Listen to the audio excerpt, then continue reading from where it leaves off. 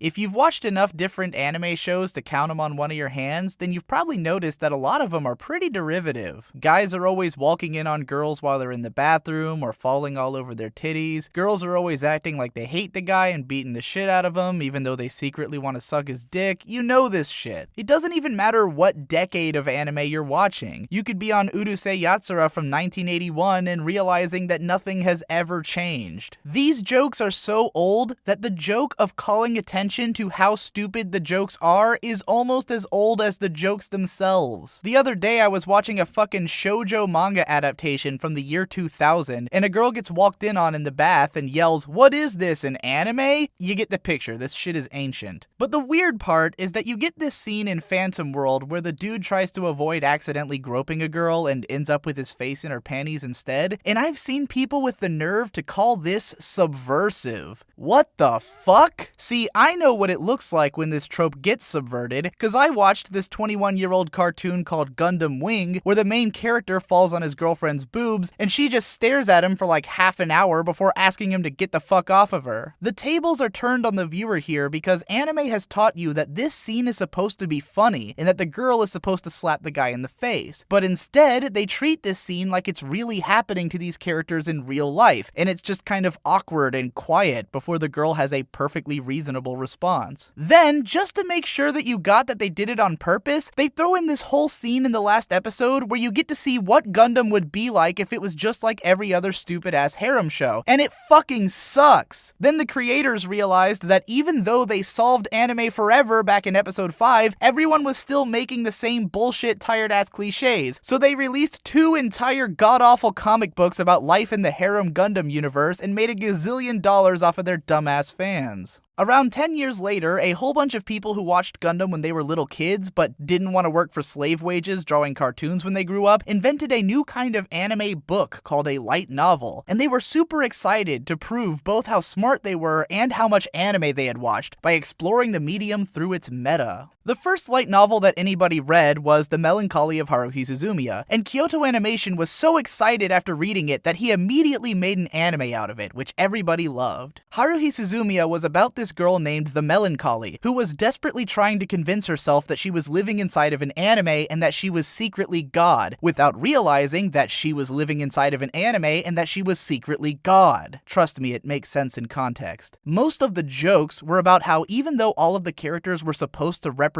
anime cliches, and the Melancholy was convinced that they were anime cliches, the truth is that they were actually more complex and multidimensional characters who were putting on the facade of being dumbass teenagers in order to appease their autistic god. Trust me, it makes sense in context. Just like in Grandpa Gundam, Haruhi also had a whole part where it showed what the world would be like if it was just some lame-ass slice of life anime, which also got turned into its own comic book and another anime series, cause fuck the entire concept of irony. A couple of years later, this psychopathic sentient logo that reads Nisio Scene decided that it had to one-up Haruhi Suzumiya and create the most self-indulgent, asinine, up-its-own-ass monument to the concept of meta in human history, and therefore wrote the Monogatari series. In the first chapter of Monogatari, this weightless crab girl staples the main character's cheeks together and calls herself a tsundere, which is a word that people had heard before, and therefore it made them laugh. However, the joke which Nisio Scene was trying to tell was apparently lost in the admittedly rather difficult translation, because the entire point is that Crab Girl isn't just some copy and paste anime cliche. She's actually a fully fleshed out character with serious trust issues stemming from her realistically troubled childhood, who acts aggressively towards the main character out of legitimate defensiveness, and then warms up to him after he proves himself to be trustworthy before forming an official, if questionably functional, relationship with him early into the story. While bits and pieces of her personality do correlate with the tsundere cliche, the purpose of writing this line into the script was to draw attention to just how shallow and unhelpful that term can be when describing an actually realized character.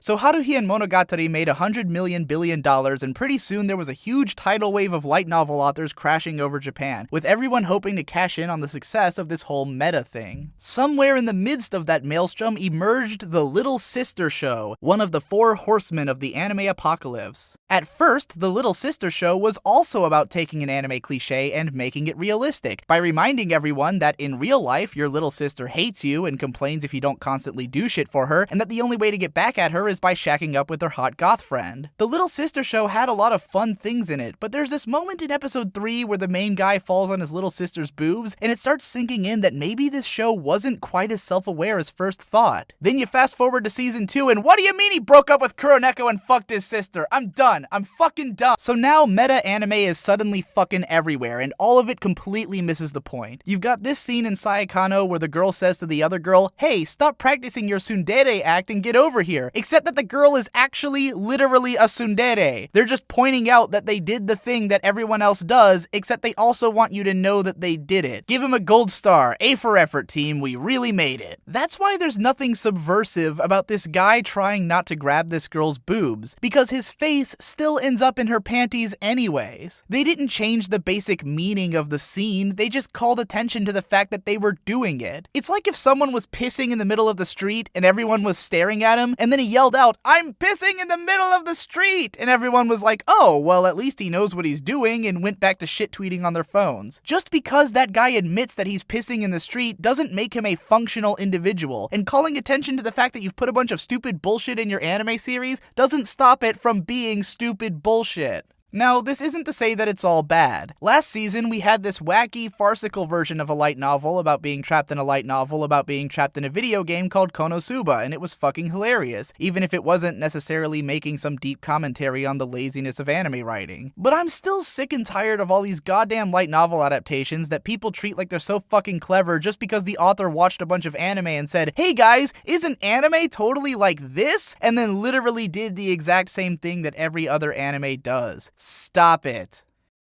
If you enjoyed this video, you should totally support my channel via Patreon. Also, if you want to see more videos that are like this one, you won't get a whole lot of it on my channel, but go check out My Japanese Animes. He's kind of like this weird, irreverent comedy guy about anime, and he's also one of my best friends, so go give him a watch and a subscribe, and then come back here and also do that for me too, please. Thank you.